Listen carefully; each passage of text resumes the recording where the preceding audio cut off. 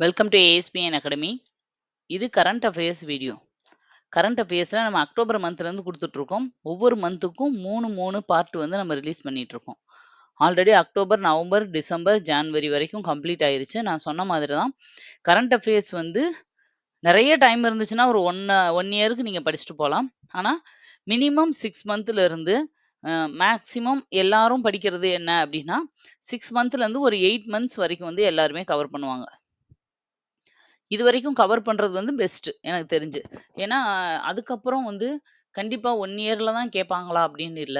2 years முன்னாடி இருக்கிறது கூட கேட்பாங்க. 3 இயர்ஸ் முன்னாடி இருக்கிறத கூட கேட்பாங்க. அதனால நம்ம வந்து கெஸ் பண்ணவே முடியாது கரண்ட் அஃபேர்ஸ் மட்டும். அது மாதிரி கரண்ட் அஃபேர்ஸ்ன்னு தனியா ஒரு யூனிட்ட இந்த வாட்டி குடுக்கவே இல்ல. ஒவ்வொன்னையுமே எப்படி குடுத்துருக்காங்கன்னா, சிலபஸ் முடியும்போது கடைசியில கரண்ட் அஃபேர்ஸ். இப்ப பாலிட்டின்னு ஒரு சிலபஸ் இருக்குன்னா, அந்த பாலிட்டியோட யூனிட் ஃபுல்லா அந்த இது சிலபஸ் முடியும்போது கடைசியில கரண்ட் அஃபேர்ஸ்ன்னு ஒரு வார்த்தை குடுத்துருக்காங்க. அப்படி அவங்க வந்து ஏன் கரண்ட் அஃபேர்ஸ் ஒரு யூனிட்டா குடுக்காம இந்த மாதிரி ஒவ்வொரு யூனிட்லயும் கனெக்ட் பண்ணி விட்டுருக்காங்கன்னா, அதுக்கு அர்த்தம் நாங்க வந்து கரண்ட் அஃபேர்ஸ இந்த சிலபஸ பேஸ் பண்ணி கேட்போம் அப்படிங்கிறது தான் அதோட அர்த்தம். இப்ப பாலிட்டி ரிலேட்டடா இப்போ இப்ப நம்மளுக்கு வந்து படிக்கிறோம்ல எக்கனாமிக் ரிலேட்டடா, ஜியோகிராஃபி ரிலேட்டடா அந்த மாதிரி வர்றது எல்லாமே நீங்க நல்லா தெளிவா பார்த்துக்கணும். அ பாடத்தோட சேர்ந்த கரண்ட் அஃபேர்ஸ் தான் அதிகமா வரும் அப்படிங்கிறத தான் அவங்க அப்படி சொல்லியிருக்காங்க. அதுமாரி கரண்ட் அஃபேர்ஸுக்கு இவ்வளோ மார்க்குன்னு சொல்லி தனியா குடுக்கவே இல்ல. அந்த சிலபஸோட சேர்ந்து, அந்த யூனிட்டோட சேர்ந்து வருது. அதனால எவ்வளவு மேக்ஸிமம் வருமா? ரொம்ப கம்மியா வருமான்றதும் நம்மளுக்கு தெரியாது. ஃபர்ஸ்ட் டைம் அட்டெண்ட் பண்ண பிறகு தான் நம்மளுக்கு தெரியும். ஸோ வந்து நம்ம வந்து அட்லீஸ்ட் ஒரு அக்டோபர்லேருந்து நம்ம ஜூன், ஜூலை வரைக்கும் படிச்சுக்கிட்டோம்னா போதும். அந்த ஒவ்வொன்னையும் நம்ம ஒரே இதுல போடுவாங்க. எல்லாருமே மொத்தமா ஒரு மாசத்துக்கே வந்து ஒரு 100, 50ன்னு செலக்ட் பண்ணி போடுவாங்க. அப்படி படிக்கும்போது நம்மளுக்கு கண்டிப்பா நெறைய மிஸ் பண்ணிருவோம். நான் வந்து எப்படி குடுத்துருக்கேன்னா, ஒவ்வொரு மந்த்தையும் 3ஆ பிரிச்சு 1ஆம் தேதியிலேருந்து 10ஆம் தேதி வரைக்கும் இருக்கிற கரண்ட் அஃபேர்ஸ்லாம் ஒரு பிடிஎஃப்லயும் உங்களுக்கு பிடிஎஃப் பிளஸ் அதுக்கான விளக்கத்தோட. ஏன்னா, அது சம்மந்தப்பட்ட விஷயங்கள் எல்லாம் உங்களுக்கு தெரியணும் இல்லையா? அது என்ன? எதுக்காக ஆரம்பிக்கப்பட்டது? அப்படிங்கிறதெல்லாம் என்னால முடிஞ்ச அளவுக்கு உங்களுக்கு நான் எல்லா வீடியோலயும் எக்ஸ்ப்ளைன் பண்ணியிருக்கேன். அதனால வீடியோ ஒரு வாட்டி பார்த்துட்டு நீங்க இத பாருங்க. பிடிஎஃப்ல வந்து படிங்க. வீடியோல சொன்ன எக்ஸ்ட்ரா பாயிண்ட்ஸ் எல்லாம் நீங்க நோட் பண்ணிக்கிட்டு, அப்புறம் உங்க பிடிஎஃப்ப வச்சு படிக்க ஆரம்பிங்க. ஆல்ரெடி ஜான்வரி வரைக்கும் கவர் பண்ணியிருக்கோம். எக்ஸாமுக்கு முன்னாடி வரைக்கும், மந்த் வரைக்கும் நாங்க ஃபுல்லாவே கவர் பண்ணி குடுத்துருவோம். நீங்க தாராளமா, தைரியமா ஃபாலோ பண்ணலாம். மத்த சிலபஸ் எல்லாமே நம்மளுக்கு கால் ஃபார் வர்றதுக்கு முன்னாடியே முடிஞ்சிரும். நம்ம சேனல்ல. Tamil, GK, maths. இந்த கரண்ட் அஃபேர்ஸ் வரைக்கும் மட்டும் உங்களுக்கு வந்து எக்ஸாம் வரைக்குமே இருக்கும். எக்ஸாம் வரைக்கும் ஒவ்வொரு மந்த் அடுத்த மந்த் இருக்கும்போது இப்ப மார்ச் மந்த் ஸ்டார்ட் ஆயிருச்சுன்னா, பிப்ரவரி உங்களுக்கு போட ஆரம்பிச்சுருவேன். திரும்ப வந்து ஏப்ரல் வரும்போது மார்ச் மந்த்துக்குரியது போட ஆரம்பிச்சுருவோம். நீங்க வந்து ரெகுலரா இது வந்து ஒரு 1 வீக் 10 டேஸ் ஒன்ஸ் தான் வந்து நான் உங்களுக்கு போட்டுட்டு இருப்பேன். ஏன் அப்டின்னா, நீங்க இந்த 10 டேஸ் 1 வீக் வந்து இத படிக்கிறதுக்கு டைம் எடுக்கும். ஏன்னா தெளிவா படிக்கணும். எல்லாமே புது விஷயங்கள் உங்களுக்கு. அதுக்காக தான் அப்படி குடுத்துட்டுருக்கோம். க என்ன இது எப்பயோ ஒரு வாட்டி குடுக்குறாங்களே கவர் பண்ணிருவாங்களா அப்படின்னு நெனைக்காதீங்க. ஒரு ஹோல் மந்த்துக்கே 3 வீடியோ தான். அதனால அ ஈஸியா கவர் பண்ணிறலாம். நீங்க படிக்கிறத மட்டும் நிறுத்தாம கன்டினியூஸா குடுக்கறத படிச்சுட்டே இருங்க. இல்ல நான் 2 நாள்லயே படிச்சு முடிச்சுட்டேன் அப்படின்னா ரிவைஸ் பண்ணுங்க. இல்ல ரிவைஷனும் முடிச்சுட்டேன் நானு அப்படின்னா, பழைய கரண்ட் அஃபேர்ஸ் அதாவது இதுக்கு முந்தின மந்த்துக்குரியதெல்லாம் படிச்சுட்டுருங்க. எப்பயுமே படிக்கிறது வேஸ்ட் ஆகாது இல்லையா? உங்களுக்கு வந்து நான் இந்த ஒரு குறிப்பிட்ட கேப்ல குடுத்துட்டே இருப்பேன். ஓகே. இன்னைக்கு நம்ம பார்க்க போறது வந்து பிப்ரவரி மந்த்துக்கான கரண்ட் அஃபேர்ஸ் 1ஆம் தேதியிலேருந்து 10ஆம் தேதி வரைக்கும் 2025ல என்ன நடந்துச்சு அப்படிங்கிறத தான் பார்க்க போறோம். ஃபர்ஸ்ட் இது பாருங்க. நான் வந்து உங்கள்ட்ட லாஸ்ட் டைம் கேட்டிருந்தேன். இந்த மாரி எல்லோவா மார்க் பண்ணலாமா? ஓகேவான்னு. ஓகேன்னு சொல்லியிருந்தீங்க. அதனால நான் இந்த வாட்டியும் இப்படியே ப்ரொசீட் பண்றேன். மேபி உங்களுக்கு வந்து இது சம்டைம்ஸ் ஜெராக்ஸ் எடுக்கும்போது கொஞ்சம் பிளாக் அண்ட் ஒயிட் எடுக்கும்போது எங்களுக்கு வந்து இரிட்டேட் ஆகுது. சரியா வந்து அந்த வேர்ட்ஸ் தெரிய மாட்டுது. அப்படின்னு தோணுச்சுன்னா நீங்க சொல்லுங்க. எப்ப சொல்றீங்களோ அதுலருந்து நான் நார்மலா மாத்திக்கிறேன். இந்த எல்லோ மார்க் பண்ணியிருக்கிறது வந்து தமிழ் கரண்ட் அஃபேர்ஸ உங்களுக்கு தனியா டினோட் பண்ணி காட்டுறதுக்காக தான். ஓகே. அகழாய்வு. வெம்பக்கோட்டை அதாவது விருதுநகர்ல இருக்குதா அந்த வெம்பக்கோட்டை. அகழாய்வில் மெருகேற்றும் கல் கண்டறியப்பட்டுள்ளது. இந்த பொற் பொற்பனை கோட்டை அப்படிங்கிற புதுக்கோட்டையில அகழாய்வுல எலும்பிலாலான கருவி கண்டெடுக்கப்பட்டுள்ளது. இந்த இதுலலாம் ரொம்ப முக்கியம்ப்பா. அகழாய்வுன்ற ஒரு தலைப்பே நம்ம இதுல சிலபஸ்ல இருக்கு. கண்டிப்பா வந்து கொஸ்டின் கேட்பாங்க. அப்ப அகழாய்வு சம்மந்தப்பட்ட விஷயங்கள் அதுவும் தமிழ்நாட்டிலே இப்போ இந்த பீரியட்ல வந்து அகழாய்வுகளுக்கு அதிகமா முக்கியம். அதுவும் கீழடி வந்ததுலேருந்து நெறைய முக்கியத்துவம் குடுத்துட்டு இருக்காங்க. அதனால நீங்க நல்லா பாத்துங்க. அதுவும் இந்த விருதுநகர் வெம்பக்கோட்டை அடிக்கடி வருது. இதுக்கு முன்னாடி இருக்க ஒவ்வொரு மந்த்லயுமே கன்டினியூஸா ஒவ்வொரு மாசத்துலயும் அதுல என்ன நெறைய அகழாய்வு பண்ண ஒவ்வொரு பொருளா கிடைக்கும் இல்லையா? வரும்போதெல்லாம் அத பத்தின நியூஸ் வந்து நியூஸ் பேப்பர்ல வரும். அதுக்காக இதுல இருந்து வரதுக்கு சான்சஸ் நெறைய இருக்கு. வெம்பக்கோட்டையில எங்க இருக்குன்னா விருதுநகர். பொற்பனைக்கோட்டை வந்து புதுக்கோட்டையில இருக்கு. எது எங்க இருக்குன்றது ரொம்ப முக்கியம். அதவே கொஸ்டினா கேட்பாங்க. வெம்பக்கோட்டை எந்த மாவட்டத்துல அமைஞ்சிருக்கு?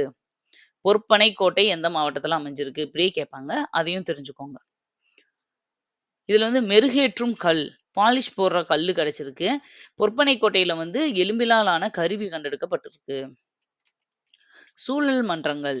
பள்ளி மாணவர்களுக்கு காலநிலை கல்வியை வழங்க சூழல் மன்றங்கள், அதாவது எக்கோ கிளப்ஸ் தொடங்கப்பட உள்ளதாக தமிழக முதல்வர் தெரிவித்துள்ளார். அதாவது சூழல பத்தி தெரிஞ்சுக்கணும். நம்ம இதுல வந்து அம் இப்போ வந்து எக்கோ சிஸ்டத்த பத்தி தெரிஞ்சுக்கிறது ரொம்ப முக்கியம் இல்லையா?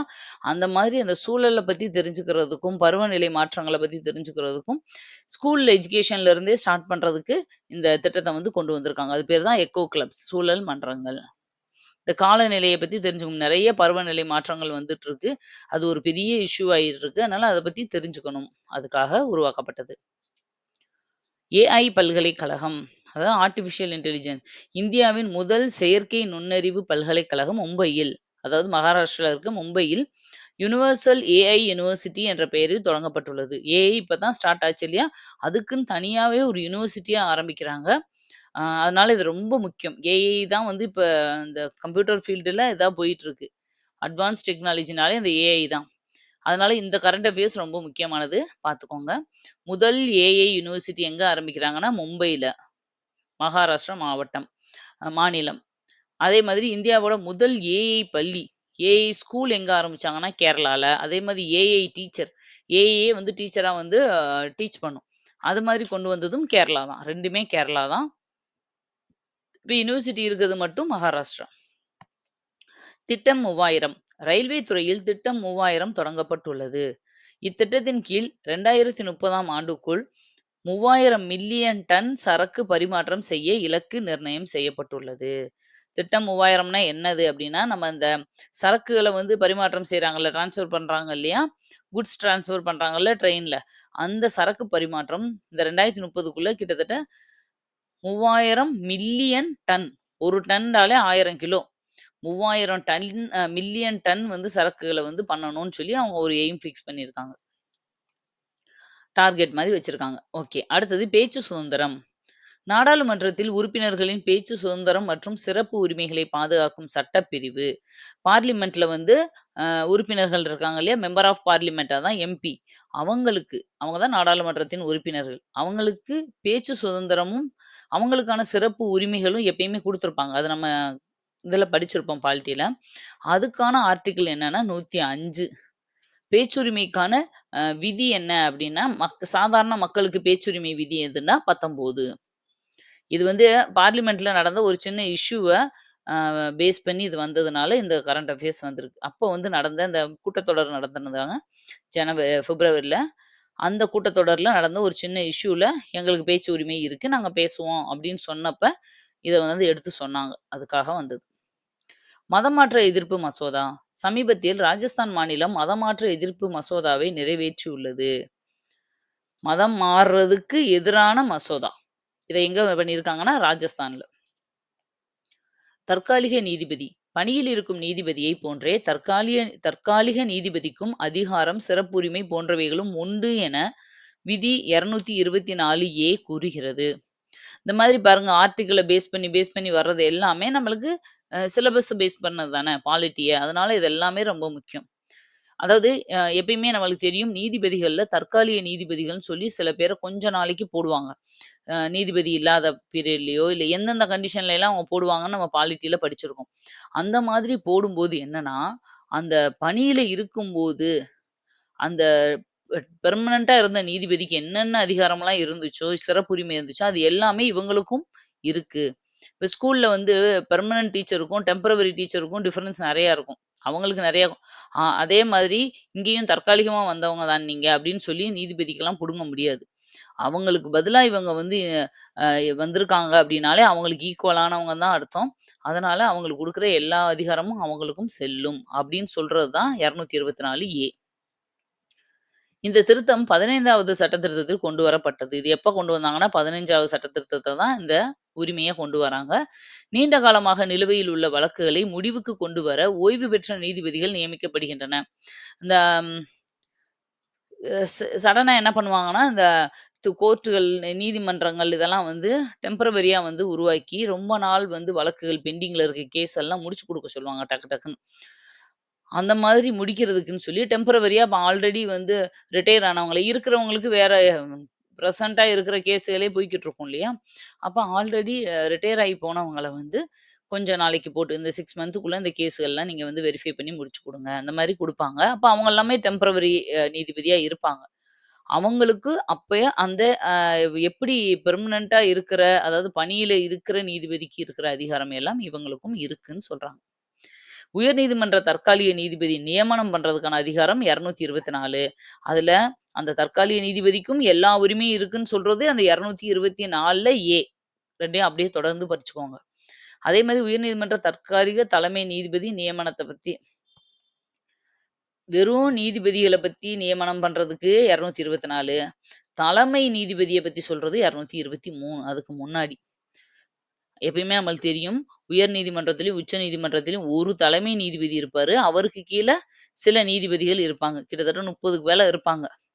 இதுல இந்த தலைமை நீதிபதிய தற்காலிகமா ஒருத்தர நிறுத்தலாம் அப்படின்னு சொல்றது 223. இந்த இவங்களுக்கு கீழ இருக்கிற நீதிபதிகள் இருக்காங்க இல்லையா? இவங்களுக்கு பதிலா யாரையாவது தற்காலிகமா போடலாம்னு சொல்றது 24. இந்த 2 பேருக்குமே ஆல்ரெடி ஆக்டிவா பிரசன்ட்டா இருந்தவங்களுக்கு இருந்த எல்லா உரிமையும் இருக்குன்னு சொல்றது அந்த 24ல ஏ. அப்படியே வரிசையா வருது. புரியுதா? அப்படியே படிச்சுக்கோங்க. ஓகே. Next current affairs. 15வது சட்ட திருத்தம். 15வது சட்ட திருத்தம் தானே இத கொண்டு வந்தாங்கன்னு சொன்னாங்க. அதே சட்ட திருத்தத்தில தான் 1963 உயர்நீதிமன்ற நீதிபதிகளின் ஓய்வு பெறும் வயது 60 முதல் 62 என அதிகரித்தது. உச்சநீதிமன்ற இடைக்கால நீதிபதிக்கான விதி வந்து 127 இடைக்கால நீதிபதி. ஓகேவா? இவங்க வந்து தற்காலிக நீதிபதி வேற, இடைக்கால நீதிபதி வேற. இப்ப வந்து பாருங்க, ஒ உயர்நீதிமன்றத்துக்கு வந்து ஓய்வு பெறும் வயத 62 ஆக்கிட்டாங்க. அதே இது உச்சநீதிமன்றத்துக்கு ஓய்வு பெறும் வயத வந்து 65 ஆக்கியிருக்காங்க. இது அடிக்கடி கேட்பாங்க. உச்சநீதிமன்ற நீதிபதிக்கு 65, உயர்நீதிமன்ற நீதிபதிக்கு 62. சக்தி வாய்ந்த நாடு. உலகின் மிகவும் சக்தி வாய்ந்த நாடுகள் பட்டியலில் இந்தியா 12வது இடத்தை பிடித்துள்ளது. உலக அளவுல ரொம்ப ஸ்ட்ராங்கான சக்தி வாய்ந்த நாடுகள்ல 12வது இடம். ரொம்ப முக்கியமானது. முதல் இடம் அமெரிக்காவுக்கு, 2வது இடம் சீனா, 3வது ரஷ்யா. நம்ம இதுல பாருங்க 12வது பிளேஸ்ல இருக்கோம். இத்தனைக்கும் மக்கள் தொகையில நம்ம தான் முதலிடம்.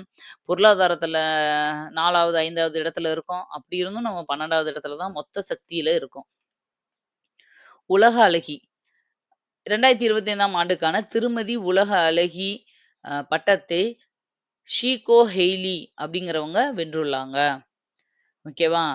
மிஸ் வேர்ல்ட் அப்படின்னு சொல்லுவோம்ல, அதனால தான் திருமதி உலக அழகி அப்படி குடுத்துருக்காங்க. மிஸ் வேர்ல்ட் அப்படிங்கிற பட்டத்த வந்து ஷீகோ கெய்லி இவங்க வந்து இது வந்து முக்கியமானது பார்த்துக்கோங்க. இந்த பட்டத்தை வென்றுள்ள முதல் கருப்பின பெண் ஆவார். இதுதான் ரொம்ப முக்கியமானது. முதல்ல ஒரு கருப்பின பெண்ணுக்கு வந்து உலக அழகி பட்டம் குடுத்துருக்காங்க. அது யாரு அப்டின்னா, ஷீகோ கெய்லி அப்படிங்கிறவங்க. அதனால இது முதல்னு வந்துட்டாலே, அது எல்லாமே முக்கியம் தான்.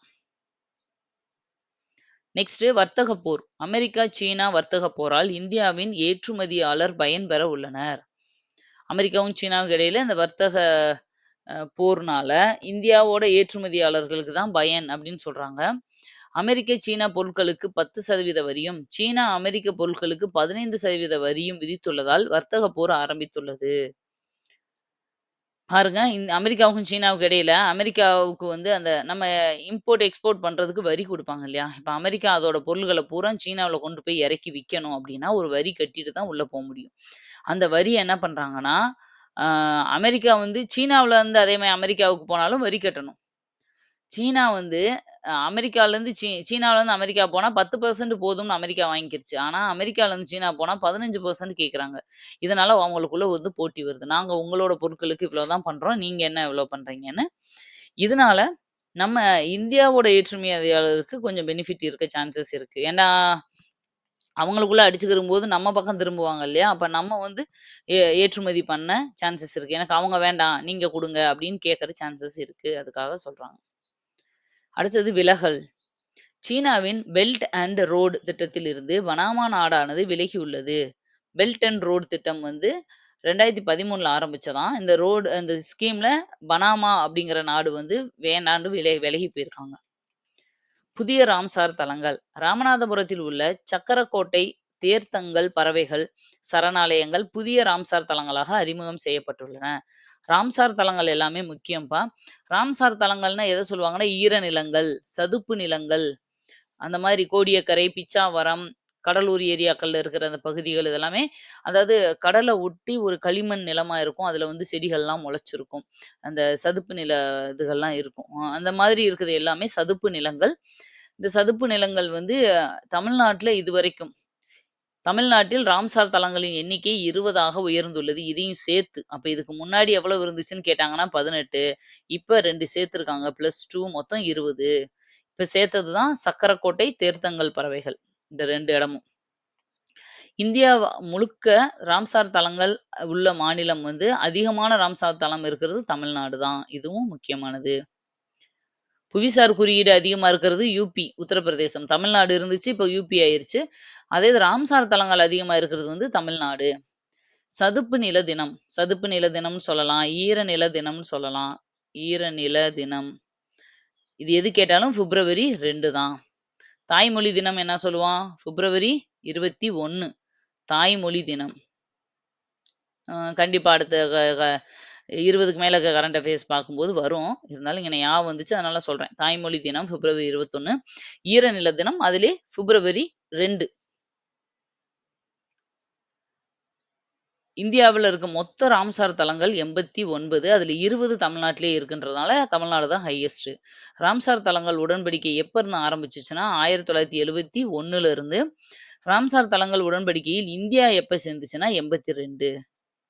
71ல தான் இத வந்து ஆரம்பிச்சாங்க. 82லேருந்து இந்தியா சேர ஆரம்பிச்சுச்சு. இந்தியாவுல மொத்தம் இதுவரைக்கும் 89 மொத்தம் ராம்சார் தலங்கள் இருக்கு. எல்லா மாநிலத்தையும் சேர்த்து. இரும்பு கத்தி. கடலூரின் மருங்கூரில் நடைபெற்ற தொல்லியல் அகழாய்வில் இரும்பிலால் ஆன கத்தி கண்டறியப்பட்டுள்ளது. கடலூர் பக்கத்துல மருங்கூர்ன்ற இடத்துலயும் அப்ப அகழாய்வு நடக்குது. அங்க ஒரு இரும்பு கத்தி கிடைச்சிருக்கு. ஒவ்வொரு ஊரையும் போட்டு கடலூர், மருங்கூர், இரும்பு கத்தி, வெம்பக்கோட்டை, விருதுநகர், பளிங்கு கல். அந்த மாதிரி நீங்க நோட் பண்ணி வச்சுக்கணும். சரியா? எங்கெங்கெல்லாம் ஒவ்வொரு மந்த்லயும் எங்கெங்கெல்லாம் நீங்க இந்த மாதிரி அகழாய்வு பண்றீங்களோ, ஒரு இடத்துல அகழாய்வு அ முடிவுகள்னு கூட போட்டு வச்சுட்டு, இதெல்லாம் நீங்க அந்தந்த இடத்துல தனியா பிரிச்சு எழுதணும். பிடிஎஃப்ல இருந்தாலும் சரி, ஒரு நோட்ல நீங்க பிரிச்சு எழுதும்போது, படிக்கும்போது உங்களுக்கு தொகுத்து படிக்கும்போது ஈஸியா இருக்கும். மிஸ் ஆகாம இருக்கும். டிம்பிள் சிங் பாட்டி நகரும் மோட்டார் சைக்கிளின் மீது இடம்பெற்ற 12 அடி உயர மனித கோபுரத்தின் உச்சியில் பெண் ராணுவ அதிகாரி கேப்டன் டிம்பிள் சிங் பாண்டி நின்றபடி சாகசத்தில் ஈடுபட்டு சாதனை படைத்துள்ளார். பைக்கு மூவ் ஆயிட்டே இருக்கிற பைக்ல 12 அடி உயர மனித கோபுரம். மனித கோபுரம்னா என்னது?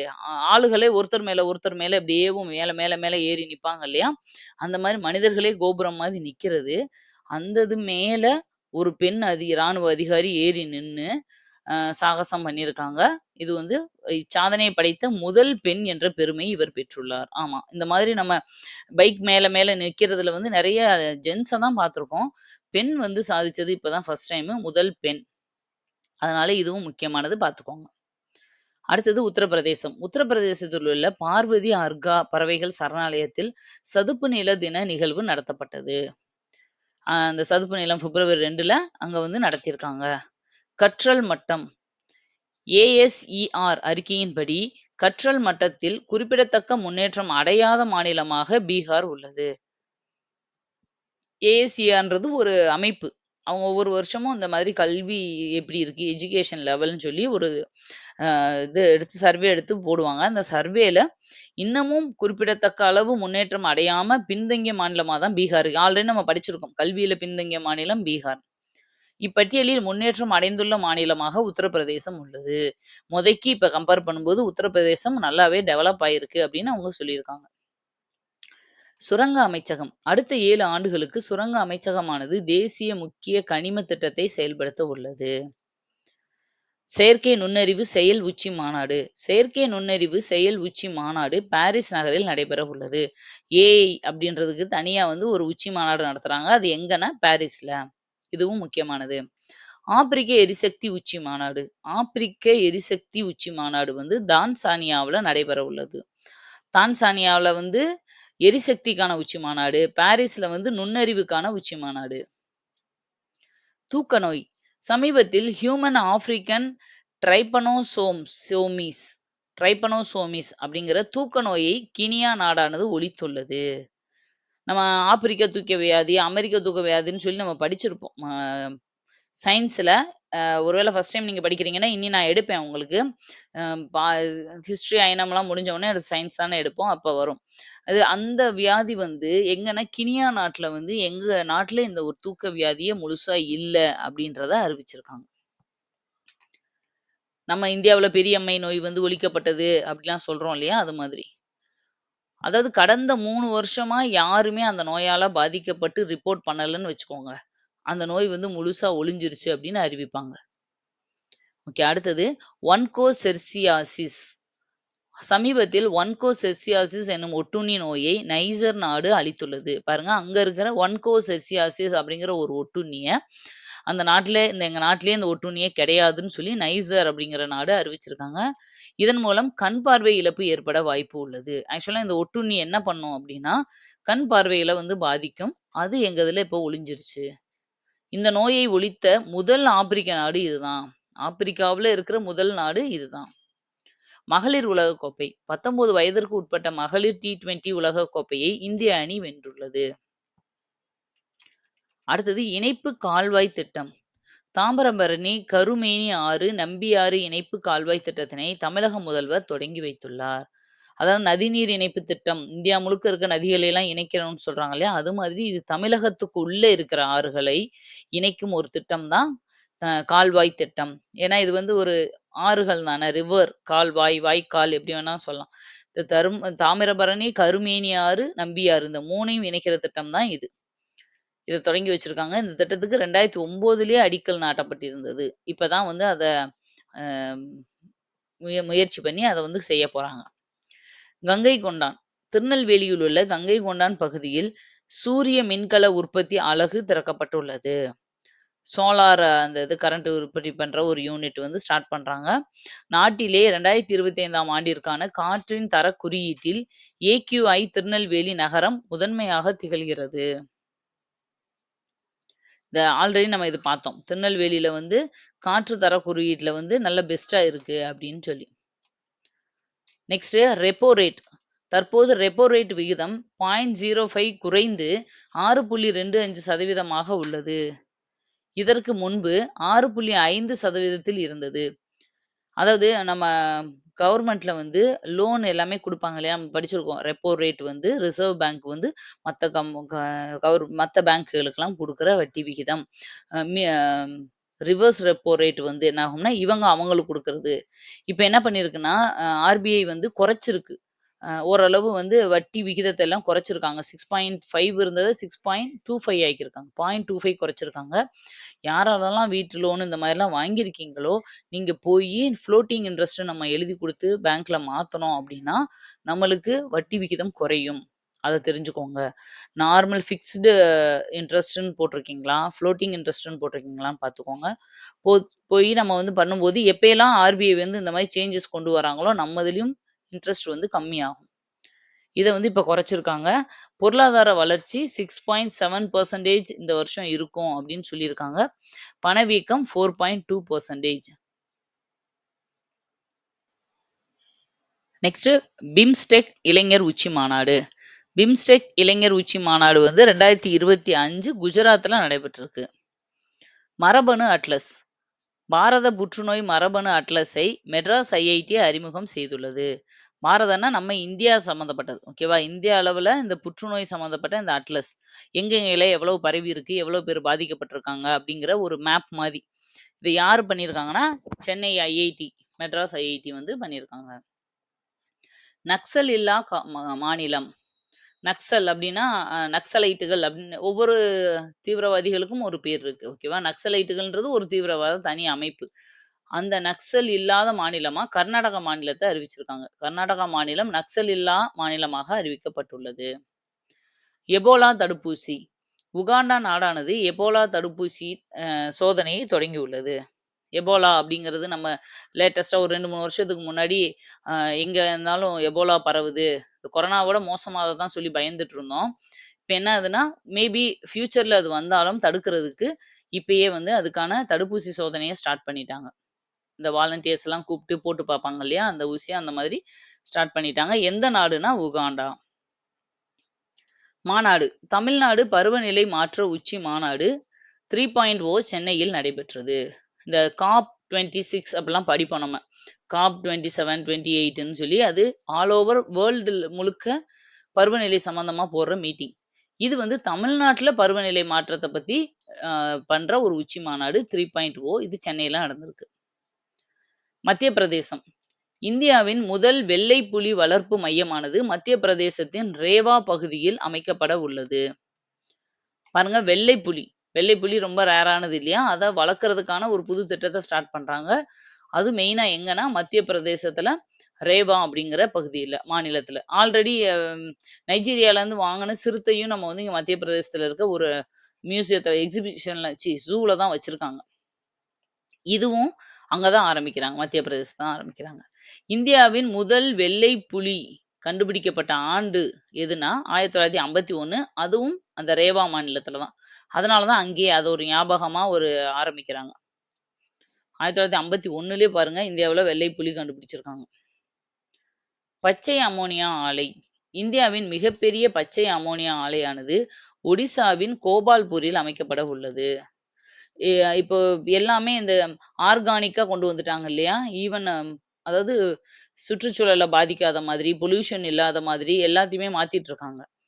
கிரீன் ஹைட்ரஜன், கிரீன் அப்படின்னு ஒவ்வொன்னா கொண்டு வராங்க இல்லையா? அந்த மாதிரி கிரீன் அம்மோனியா ஆலை வந்து ஒண்ணு கொண்டு வரப்போறாங்க. எங்க அப்படின்னா, ஒடிசாவுல கோபால்பூர் அப்படிங்கிற இடத்துல. இது வந்து இந்த கிரீன்டு வந்துட்டாலே என்ன அர்த்தம் அப்படின்னா, அது வந்து சுற்றுச்சூழல பாதிக்காத வகையில உருவாக்குற ஒண்ணுன்னு அர்த்தம். அடுத்தது கூட்டு ராணுவ பயிற்சி.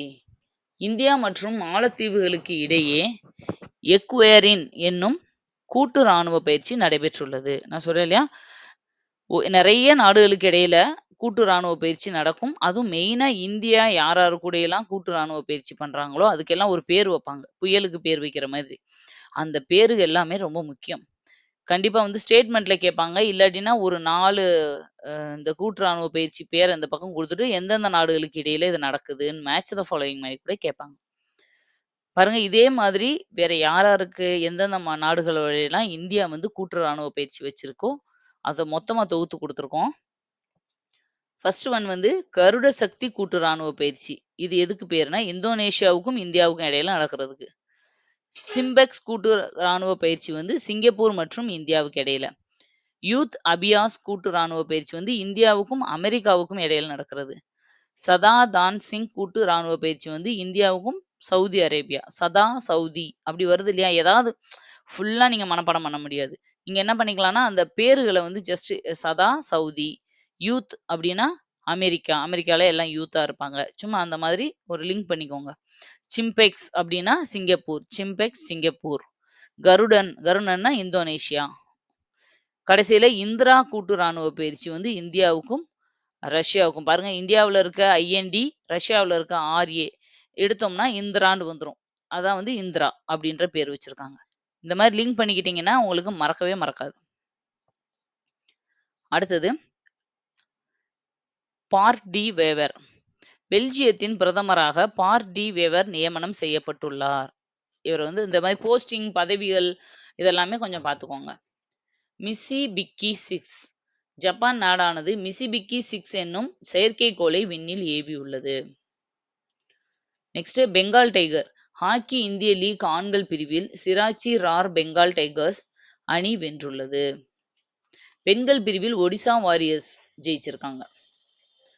சர்வதேச டுகோங் பாதுகாப்பு மையம். தஞ்சாவூரின் மனோரா என்னும் இடத்தில் கடல் பசுவை பாதுகாக்க சர்வதேச டுகோங் பாதுகாப்பு மையம் அமைய உள்ளது. பாருங்க இந்த கடல் பசு வந்து ரொம்ப முக்கியம். அழிஞ்சு வர்ற உயிரினங்கள்ல ஒண்ணு இந்த கடல் பசு. அதனால இந்த கடல் பசு பாதுகாப்புக்காக தமிழ்நாடு நெறைய விஷயங்கள் பண்ணிட்டு இருக்கு. தஞ்சாவூர்ல மனோரா அப்படிங்கிற இடத்துல இதுக்கான பாதுகாப்பு மையம் ஏற்படுத்தியிருக்காங்க. Next J.C.. குமரப்பா. இது பாருங்க, இவரோட இறந்த தினம் வந்து ஜனவரி 30ல வந்துச்சு. ஜே.சி. குமரப்பாவோட இறந்த தினம் ஜனவரி 30. ஆக்சுவலா நம்மளுக்கு காந்தியடிகளோட இறந்த தினம் எப்போ? அதேதான் ஜனவரி 30 தான். அதே தேதியில தான் ஜே.சி. குமரப்பாவும் இறந்தது. இவர வந்து பச்சை காந்தின்னு சொல்லுவாங்க. ஏன்னா காந்தியோட கொள்கையில எல்லாம் முழுசா வந்து இவரு ஃபாலோ பண்ணியிருப்பாரு. அதனால பச்சை காந்தி அப்படின்னு சொல்லுவாங்க. 2 பேரும் ஒரே நாள்ல இறந்துருக்காங்க. ஒரே டேட்ல அப்படின்னு ஞாபகம் வச்சுக்கோங்க. நான் ஏற்கனவே சொன்னேன். பச்சை காந்தி, அ எல்லை காந்தி நேத்து பார்த்தோம். இதுக்கு முந்தினதுல. கான் அப்துல் காபர் கான் அப்படின்னு சொல்லி. எல்லை காந்தி, பச்சை காந்தி, தக்ஷிண காந்தி இந்த மாரி எல்லாமே கருப்பு காந்தி இதெல்லாம் யாருன்னு சொல்லி நம்மளோட சேனல்ல பிளேலிஸ்ட்ல போய் நீங்க ஷார்ட்ஸ்ல பாருங்க. நான் உங்களுக்கு குடுத்துருப்பேன். இந்தியாவின் கிராம பொருளாதாரத்தின் தந்தை என ஜே.சி. குமரப்பா அறியப்படுகிறார். பாருங்க, கிராம பொருளாதாரத்தோட தந்தை. நம்ம எக்கனாமிக்ஸ் லெசன்ஸ் படிப்போம் இல்லையா? அதுல ஒரு லெசன்ல ஜே.சி. குமரப்பாவ பத்தி தெளிவா படிப்போம் நம்ம. இந்திய பொருளாதாரம்னு சொல்லி ஒரு லெசன் இருக்கும். காந்திய பொருளாதாரம்ன்ற கொள்கைய தான் இவர் ஃபாலோ பண்ணாரு. காந்தி என்ன பண்ணாரோ, அதே பொருளாதார கொள்கைய ஃபாலோ பண்ணாரு. 1935ல் அனைத்திந்திய கிராம தொழில் கழகத்தை தோற்றுவித்தவர். நிலைத்த பொருளாதாரம், இயேசுவின் வழிமுறைகள், கிறிஸ்துவம், அதன் பொருளாதாரமும், வாழ்க்கை முறையும் போன்ற புத்தகங்களை எழுதியுள்ளார். இவர் கொஞ்சம் கிறிஸ்டியானிட்டிய பேஸ் பண்ணி எல்லாம் எழுதியிருப்பாரு. பாருங்க, நிலைத்த பொருளாதாரம், இயேசுவின் வழிமுறை இது எல்லாமே அவரோட புத்தகங்கள். ராமச்சந்திர குஹா அப்படிங்கிற ஒருத்தரு ஜே.சி. குமரப்பாவுக்கு பச்சை காந்தின்னு பேர் குடுத்திருக்காரு. அப்ப பச்சை காந்தி என அழைக்கப்படுபவர் யாருன்னும் கேட்கலாம். இல்ல அந்த பச்சை காந்தின்னு பேரு ஜே.சி. குமரப்பாவுக்கு யாரு வச்சாங்கன்னு கேட்பாங்க. ராமச்சந்திர குஹா அப்படிங்கிறது தான் ஆன்சர். நெக்ஸ்ட்டு மகாத்மா காந்தி.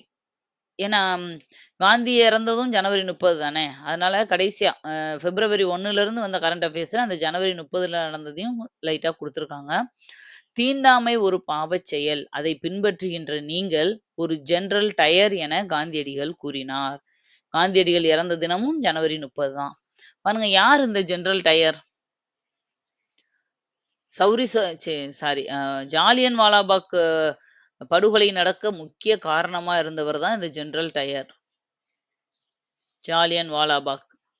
இந்த லெசன் நடத்தும்போது உங்களுக்கு இத பத்தி ஃபுல்லாவே சொல்லியிருப்பேன். ஜெனரல் டயர்ன்னே 2 பேர் இருப்பாங்க. அதுல ஒருத்தர் வந்து அதிகாரி, ஒருத்தர் வந்து உள்ள புகுந்து அடிச்சு எல்லாரையும் கொன்னவரு. ஆர்டர் போட்டவரு ஒருத்தரு, உள்ள போய் சுட்டவரு ஒருத்தர். 2 பேருமே டயர்ன்னு தான் முடியும். யாருக்கு ஜெனரல் ஓ டயர் வரும்? யாருக்கு வந்து மைக்கேல் டயர் வரும்? நீங்க கமெண்ட்ல சொல்லுங்க. நான் வந்து நம்மளோட ஜிகே லெசன்ல க தேசியம், காந்திய காலகட்டம் அப்படின்னு ஒரு லெசன் வந்து இப்ப எடுத்துட்டு இருக்கேன். 2 பார்ட் போட்டிருக்கேன். 3வது பார்ட்ல ஓட முடிஞ்சிரும். அதுல நான் சொல்லியிருப்பேன். நீங்க அத ஃபாலோ பண்ணியிருந்தீங்கன்னா பார்த்துட்டு சொல்லுங்க. இல்ல ஆல்ரெடி உங்களுக்கு தெரியும்னாலும் கமெண்ட்ல சொல்லுங்க. மத்தவங்க தெரிஞ்சுக்கட்டும். பாருங்க, அவர் என்ன சொல்லியிருக்காருன்னா, "தீண்டாமை ஒரு பாவச் செயல்ன்னு" சொன்னது காந்தி தான் நம்மளுக்கு தெரியும். அத வந்து நீங்க ஃபாலோ பண்ணீங்கன்னா, நீங்களும் ஒரு ஜெனரல் டயருக்கு ஈக்குவல் தான். அவர் எப்படி எத பத்தியும் யோசிக்காம, அ அத்தன பேர் கிட்டத்தட்ட 1000 பேருக்கு மேல அன்னைக்கு கொல்லப்பட்டாங்க. அவ்வளோ கொடூரமானவர் தான் அவரு. நீயும் தீண்டாமைன்றத ஒரு கொள்கைய ஃபாலோ பண்ணீங்கன்னா, நீங்களும் அவ்வளோ கொடூரமான ஒருத்தவங்க தான் அப்படின்னு காந்தி எல்லாரையும் சொல்லியிருக்காரு. பட்ஜெட் தாக்கல். நாடாளுமன்றத்தில் இன்று நிதியமைச்சர் நிர்மலா சீதாராமன் பட்ஜெட் தாக்கல் செய்கிறார். என்னைக்கு பட்ஜெட் தாக்கல் பண்ணாங்கன்னுலாம் கொஸ்டின் கேட்க மாட்டாங்க. சரியா? அந்த டேட்லாம் மனப்பாடம் பண்ணணும்னு அவசியம் இல்ல. இதுல முக்கியமா என்ன விஷயம்னா, 8வது முறையாக தொடர்ந்து பட்ஜெட் தாக்கல் செய்கிறார். அதான் இதுல முக்கியம். 8 தடவ இதுவரைக்கும் பண்ணிட்டாங்க. இப்ப 8வது முறையா பண்றாங்க. ஏன்னா ஒவ்வொரு வருஷமும் பண்ணுவாங்க இல்லையா? மொரார்ஜி தேசாய் இதுவரைக்கும் அதிக முறை பட்ஜெட் தாக்கல் செஞ்சவங்க யாராரு அப்டின்னா, ஹையஸ்ட் வந்து மொரார்ஜி தேசாய். அதனால இத வந்து கேட்கறதுக்கு சான்சஸ் நெறைய இருக்கு. இதுவரை அதிகமாக பட்ஜெட் தாக்கல் நாடாளுமன்றத்தில் செய்தவர் யாருன்னு கேட்பாங்க. மொரார்ஜி தேசாய். நெக்ஸ்ட் சிதம்பரம். 3வது பிரணாப் முகர்ஜி 8 தடவ, சிதம்பரம் 9 தடவ, யஷ்வந்த் சின்ஹா 8 முறை, மன்மோகன் சிங் 6 முறை. இப்ப இந்த மொரார்ஜி தேசாய, நிர்மலா சீதாராமன் இன்னும் 2, 3 வருஷத்துல தாண்டிருவாங்கன்னு நெனைக்கிறேன். அடுத்தது சுபான்ஷு சுக்லா. சுபான்சு சுக்லா சர்வதேச விண்வெளி மையத்திற்கு செல்லும் ஆக்சிம் 4 திட்டத்திற்கு தேர்வாகி உள்ளார். இத்திட்டத்திற்கு தேர்வான சுபான்சு சுக்லா அப்படிங்கிற ஒருத்தர் வந்து சர்வதேச விண்வெளி மையம், அதாவது ஆம், மேல வந்து இன்டர்நேஷனல் ஸ்பேஸ் சென்டர் வச்சிருக்காங்க இல்லையா? அங்க போறதுக்கு தேர்வாகியிருக்காரு. இதே மாதிரி இந்த இந்த திட்டத்திற்கு தேர்வான முதல் இந்தியர் இவராவார்.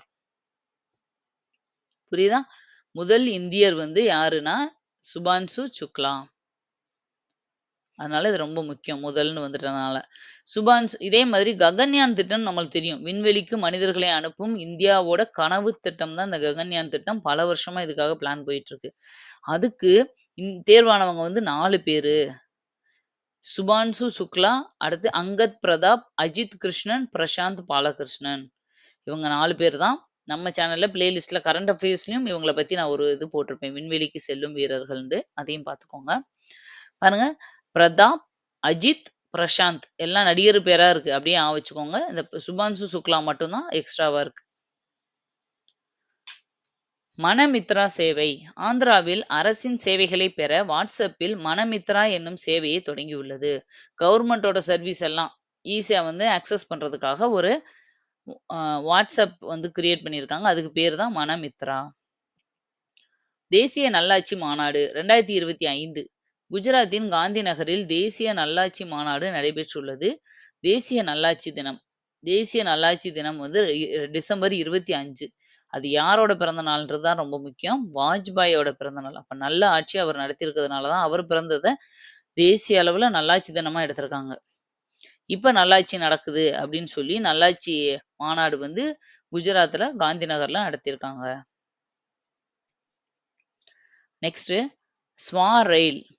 ரயில் சேவைகளை பெற ஸ்வா ரயில் செயலி தொடங்கப்பட்டுள்ளது. இந்த ரயில்வே சம்பந்தப்பட்ட விஷயங்கள் எல்லாம் நீங்க இதுல தெரிஞ்சுக்கலாம். சச்சின் டெண்டுல்கர் பிசிசிஐ வாழ்நாள் சாதனையாளர் விருதான சி.கே. நாயுடு விருதானது சச்சின் டெண்டுல்கருக்கு வழங்கப்பட்டுள்ளது. அடுத்தது ஆசிய குளிர்கால விளையாட்டு போட்டி. 9வது ஆசிய குளிர்கால விளையாட்டு போட்டியானது சீனாவில் நடைபெற உள்ளது. அப்ப எத்தனாவது குளிர்கால விளையாட்டு போட்டி சீனாவில் நடந்துச்சுன்னு கூட கேட்கலாம். 9வது அப்படிங்கிறத தெரிஞ்சுக்கோங்க. புதிய செயலி 108 ஆம்புலன்ஸ் வாகனங்களை கண்காணிக்க அவசரம் 108 தமிழ்நாடு செயலி தொடங்கப்பட்டுள்ளது. எமர்ஜென்சி 108 தமிழ்நாடு டிஎன் அப்படிங்கிறது ஆரம்பிச்சிருக்காங்க. ஏன் அப்படின்னா, இந்த ஆம்புலன்ஸ் வாகனங்கள கண்காணிக்க. கரெக்ட்டா தான் போறாங்களா? அந்த டயத்துக்கு போறாங்களா? இல்ல எதுவும் அ அதுல வந்து மிஸ்பிஹேவியர்ஸ் நடக்குதா? அந்த மாதிரி கண்டுபிடிக்கிறதுக்காக. தமிழ்நாட்டில் உள்ள ஆம்புலன்ஸ் மொத்தம் 1353. சென்னையில இருக்கிற ஆம்புலன்ஸ் தான் இருக்கிறதுலயே வந்து அதிகமா இருக்க வாய்ப்பு இருக்குன்னு நெனைக்கிறேன். சென்னையில மட்டும் 70 இருக்கு. ஆம்புலன்ஸ்களின் சராசரி பதில் நேரம் 13.02 நிமிடம். இதுவரைக்கும். அவ்வளோ டயத்துக்குள்ள அவங்க ஆக்ஷன் வந்துருவாங்க. ஓகேவா? இதுல மேக்ஸிமம், மினிமமா இருந்ததெல்லாம் கூட்டி, கழிச்சு ஆவரேஜ் போட்டது தான் இத குடுத்துருக்காங்க. பங்களிப்பு ஓய்வூதிய திட்டம். சராசரி பதில் நேரம்னா, ரெஸ்பான்ஸ் எவ்வளோ நேரத்துல அவங்க ரெஸ்பான்ஸ் பண்ணாங்க? எவ்வளோ நேரத்துல அந்த இடத்துல போய் ரீச் பண்ணாங்க? அப்படின்றது. அடுத்தது பங்களிப்பு ஓய்வூதிய திட்டம். தமிழ்நாட்டில் பங்களிப்பு ஓய்வூதிய திட்டம் கான்ட்ரிபியூட்டரி பென்ஷன் ஸ்கீம் ஏப்ரல் 1, 2003 தொடங்கப்பட்டது.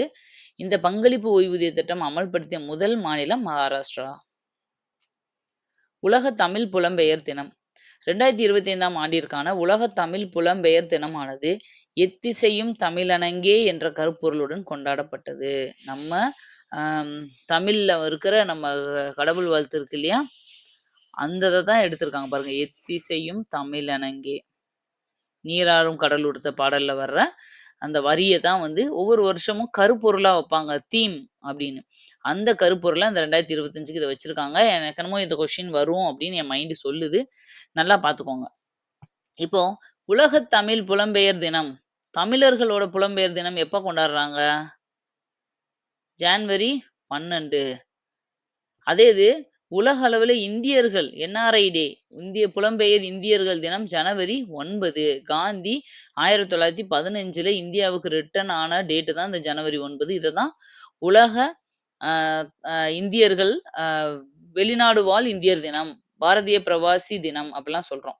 அதே இது உலக அளவுல தமிழர்கள் புலம்பெயர்ந்து போயிருக்காங்கல்ல, தமிழர்கள் வாழ்றாங்க இல்லையா? அவங்களுக்கு வந்து ஜனவரி 12 கொண்டாடுறோம். இந்த வருஷம் அதுக்கான கருப்பொருள் வந்து எத்திசையும் ஆ தமிழனங்கே அப்படின்னு வச்சிருந்திருக்காங்க. தொடர்புடைய செய்திகள். உலகத் தமிழ் புலம்பெயர் தினம் 2024ஓட கருப்பொருள். அப்ப இதுக்கு முன்னாடி என்ன கருப்பொருள் வச்சிருந்தாங்க அப்படின்னு கேட்பாங்க இல்லையா? 2024ல தமிழ் வெல்லும் அப்படின்னு வச்சிருந்திருக்காங்க. தமிழ் வெல்லும். அடுத்தது தேசிய கையெழுத்து பிரதிபனி. தேசிய கையெழுத்து பிரதிபனி மேலும் 6 ஆண்டுகள் நீட்டிக்கப்பட்டுள்ளது. தேசிய கையெழுத்து பிரதிப்பணி எப்ப ஆரம்பிச்சுச்சுன்னா 2003ல ஓலைச்சுவடிகளை டிஜிட்டல் மயமாக்கும் இதன் பணியாகும். பாருங்க அது ரொம்ப முக்கியம். ஓலைச்சுவடிகளை இப்படியே எத்தன வருஷத்துக்கு வச்சிருக்க முடியும்? ஒரு கட்டத்தில இத பாதுகாப்பு பண்றது ரொம்ப கஷ்டமாயிருது இல்லையா? அதனால இத பூரா டிஜிட்டல் மயமா மாத்துறாங்க.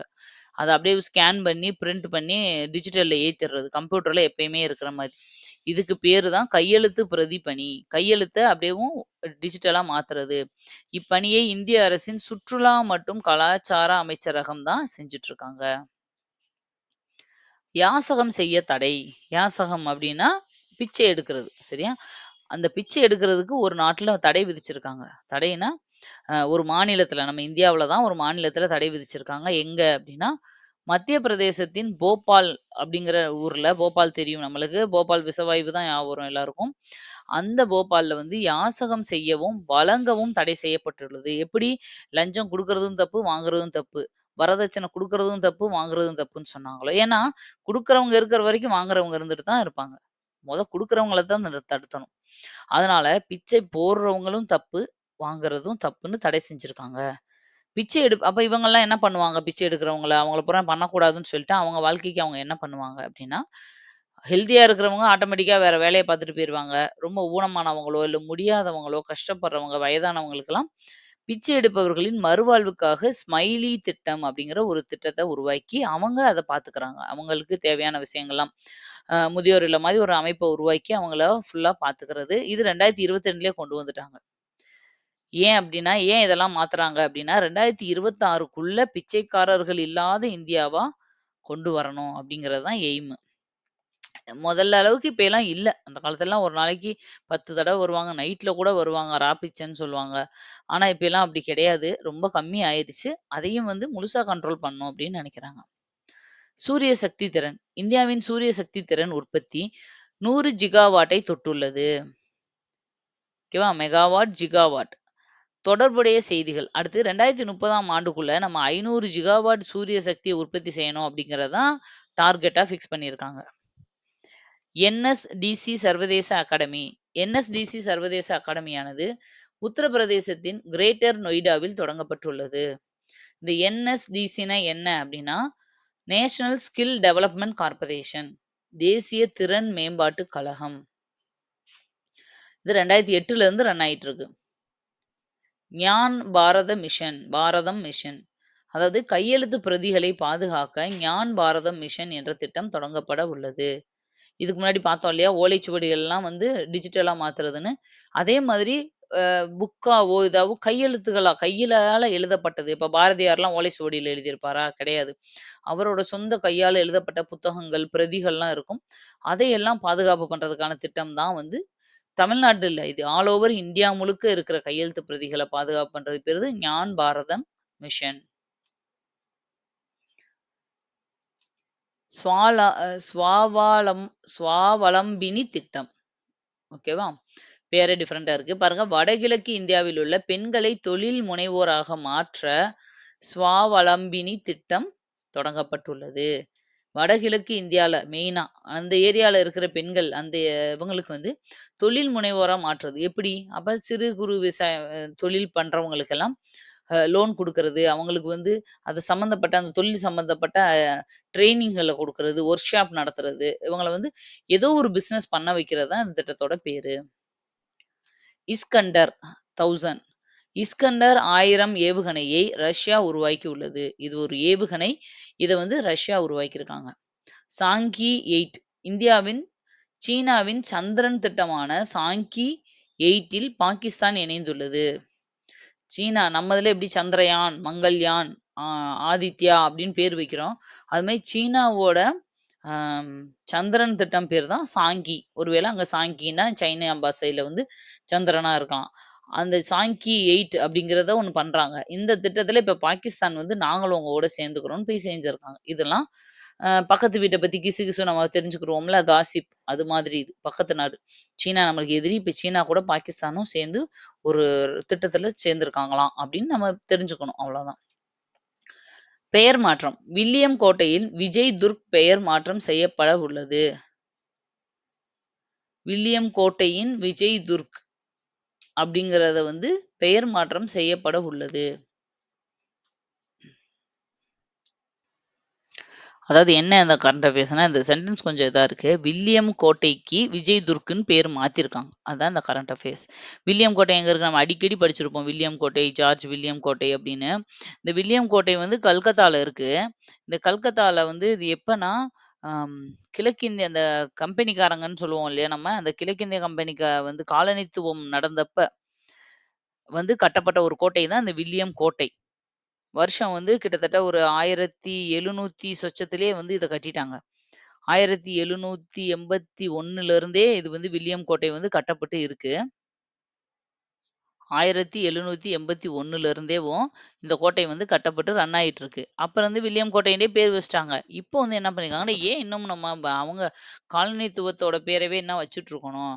அந்த காலனி ஆதிக்கத்துக்கு முடிவு கட்டும் வகையில் அந்த பேர் கூட இருக்கக்கூடாதுன்னு இப்ப அத முடிவு பண்ணி மாத்தியிருக்காங்க. எப்படின்னு மாத்தியிருக்காங்க? விஜய் துர்க் அப்படின்னு பெயர் மாத்தியிருக்காங்க. இனிமேல் வில்லியம் கோட்டைன்னு சொல்லக்கூடாது. விஜய் துர்க் கோட்டைன்னு தான் சொல்லணும். இதுல வந்து இப்ப நம்மளோட டிஃபென்ஸ் ராணுவம் வந்து நடந்துட்டு இருக்கு. இந்த கோட்டையில தான் அந்த ராணுவத்தோட ஒரு டீமே வந்து ரன் ஆயிட்டு இருக்கு. இது வந்து ஒரு ர இதுக்கு முன்னாடி ராணுவத்துல இருந்து உயிர் தியாகம் பண்ண ஒரு சிறந்த அதிகாரியோட பேர தான் இந்த விஜய் துர்க்ன்னு வச்சிருக்காங்க. இது மட்டும் இல்லாம இந்த கோட்டைக்குள்ளேயே புனித ஜார்ஜ் கேட் ஒவ்வொரு கேட்டுக்கும் பிரிட்டிஷ் பேர் தான் இருந்துச்சு. புனித ஜார்ஜ் கேட் அப்படின்னு இருந்தத சிவாஜி கேட்டுன்னு மாத்திட்டாங்க. ஓகேவா? நான் வாயில சொல்றேன். நீங்க முதல்ல நோட் பண்ணிக்கோங்க. புனித ஜார்ஜ் கேட்ட வந்து சிவாஜி கேட்டுன்னும், கிச்னர் ஹவுஸ் கிச்னர் ஹவுஸ் அப்படின்னு சொல்லி ஒரு பேர் இருந்தது. அத மானேக்கா ஹவுஸ், மானெக்ஸா ஹவுஸ் அப்படின்னும் பேர் மாத்திருக்காங்க. அதே மாரி இந்த கோட்டைக்கு உள்ள ரசல் பிளாக் அப்படின்னு ஒரு பிளாக் இருந்துச்சு. அந்த பிளாக்குக்கு வந்து அதாவது அந்த பகுதி பக்கா ஜதீன் பிளாக் அப்படின்னு பேர மாத்திட்டாங்க. பக்கா ஜதீன் பிளாக். அதாவது ஜதீந்திரநாத் முகர்ஜி அப்படிங்கிற ஒரு போராட்ட வீரர் பேர்ல தான் ஜதீன் அப்படின்னு வச்சு பக்கா ஜதீன் பிளாக்ன்னு மாத்திருக்காங்க. ஓகே. அடுத்தது ஏரோ இந்தியா நிகழ்ச்சி. 2025ஆம் ஆண்டிற்கான ஏரோ இந்தியா நிகழ்ச்சி பெங்களூரில் நடைபெற உள்ளது. பெங்களூர்ல நடந்துச்சு. திரிபுவன் கூட்டுறவு பல்கலைக்கழகம். திரிபுவன் கூட்டுறவு அதாவது சஹாரி பல்கலைக்கழகமானது குஜராத்தின் ஆனந்த் என்ற பகுதியில் நிறுவப்பட்டுள்ளது. தேர்தல் ஆணையம். டெல்லி தேர்தலில் சந்திராயன் சே சுனாவோ தக் பிரசாத்தை தேர்தல் ஆணையம் தொடங்கியுள்ளது. பிரச்சாரத்தை அதாவது அதாவது என்னன்னா, இந்த சந்திராயன் அந்த தீம வந்து பேஸ் பண்ணி, அந்த மாதிரி ட்ரெஸ் பண்ணிக்கிட்டு எல்லாம் பிரச்சாரம் பண்றது, அந்த விண்வெளி வீரர்கள் மாதிரி அங்க வர்ற எலக்ஷனுக்கு வர்றவங்களுக்கெல்லாம் ஹெல்ப் பண்றது, இந்த மாதிரி பிரச்சாரம் பண்றதுக்கு பேரு தான் இந்த இது. ஓகேவா? அந்த கொஞ்சம் அந்த ஸ்டைல்ல வித்தியாசமா பண்றதுக்காக. இந்த தேர்தல் ஆணையம் எப்ப தொடங்கப்பட்டுச்சுன்னா, 25/1/1950ல தான் இந்தியாவோட தேர்தல் ஆணையம் உருவாக்கப்பட்டுச்சு. 1950 ஜனவரி 26ல தான் நம்மளுக்கு குடியரசு தினமா அறிவிச்சோம். நம்மளோட அரசியலமைப்பு ஏற்றுக்கொள்ளப்பட்டது. அதுக்கு ஒரு நாள் முன்னாடி 25ல தான் இந்த தேர்தல் ஆணையத்த நிறுவியிருக்காங்க. ஏன்னா, நம்மளுக்கு பொது தேர்தல் 51 டூ 52ல நடந்துச்சு. ஃபர்ஸ்ட் எலக்ஷன் நம்ம ஆஃப்டர் சுதந்திரத்துக்கு அப்புறம் நடந்த முதல் பொதுத் தேர்தல் 51 டூ 52. அப்ப நடக்கணும்னா, அதுக்கு முன்னாடியே ஆணையம் இருக்கணும் இல்லையா? அத ஒழுங்கா நடத்துறதுக்கு. அதனால தான் 50லயே வந்து இத கொண்டு வந்துட்டாங்க. காலநிலை மாற்றம். காலநிலை மாற்றத்தால் அதிகம் பாதிக்கப்பட்டுள்ள நாடுகள் பட்டியலில் இந்தியா 7வது இடம் பிடித்துள்ளது. இந்த இதனால அ உலகம் முழுக்க காலநிலை மாற்றம் இருக்கு இல்லையா? அதுல எல்லா நாடுகளும் பாதிக்கப்பட்டுட்டு தான் இருக்கு. இதுல அதிகமா பாதிக்கப்பட்டதுல இந்தியா 7த் பிளேஸ்ல இருக்கு. கொஞ்சம் பரவால்ல. 1 பிளேஸ்ல இல்ல. இதுல ஃபர்ஸ்ட்டா இருக்க வேண்டிய அவசியமும் இல்ல இல்லையா? அம் அதாவது மழை பெய்யாததுனால மக்கள் பாதிக்கப்படுறது, அதிக வெயில்னால இறக்குறது இதெல்லாம்.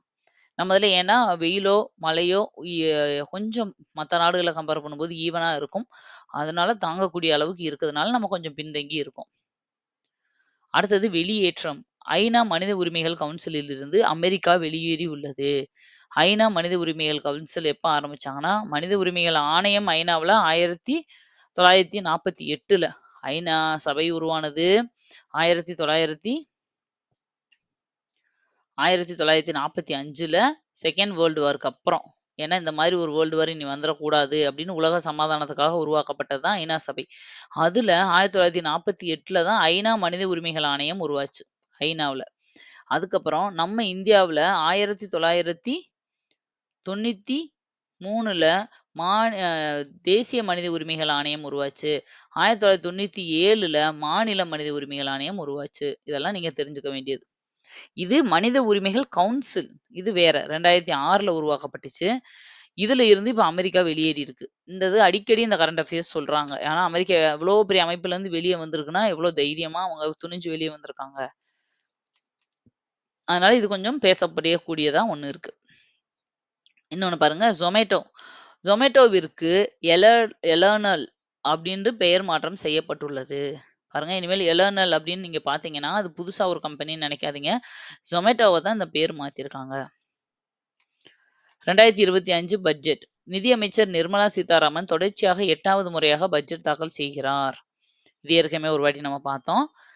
இதுல என்ன பார்க்க போறோம் அப்டின்னா, இவங்க பட்ஜெட் தாக்கல் பண்ணும்போது, ஒரு திருக்குறள வந்து சொல்லி அவங்க அந்த பட்ஜெட் தாக்கல் பண்ணியிருக்காங்க. அதுதான் சிறப்பு. ஏன்னா, அவங்க தமிழ்க்காரங்க. ஓகேவா? அதனால நெறைய வாட்டி இவங்க வந்து திருக்குறள் அடிகள எடுத்து அவங்க சொல்லியிருக்காங்க.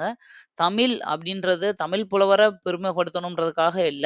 அவர் ஒரு உலக புலவர். ஓகேவா? உலக பொதுமறை. அதனால அத எடுத்திருக்காங்க பாருங்க. "வான்நோக்கி வாழும் உலகெல்லாம் மன்னவன் கோனோக்கி வாழும் குடி."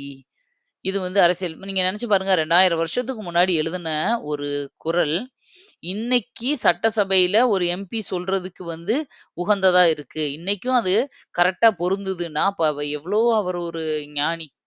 எந்த அளவுக்கு எழுதலாம். இப்போ நம்ம சிலப்பதிகாரம் எடுக்குறோம். அப்படியே கண்ணகி மதுரையவே எரிச்சுட்டாங்கன்னு இன்னைக்கு சொன்னா யாராவது நம்புவாங்களா? "மதுரைய எப்படிப்பா எரிக்க முடியும் ஒருத்தரு?" அப்படின்னு கேட்போம்ல. ஆனா அன்னைக்கு நம்ம நடந்த ஒரு காவியம், அது ஒரு காப்பியம். அதனால நம்ம ஏத்துக்கிறோம்.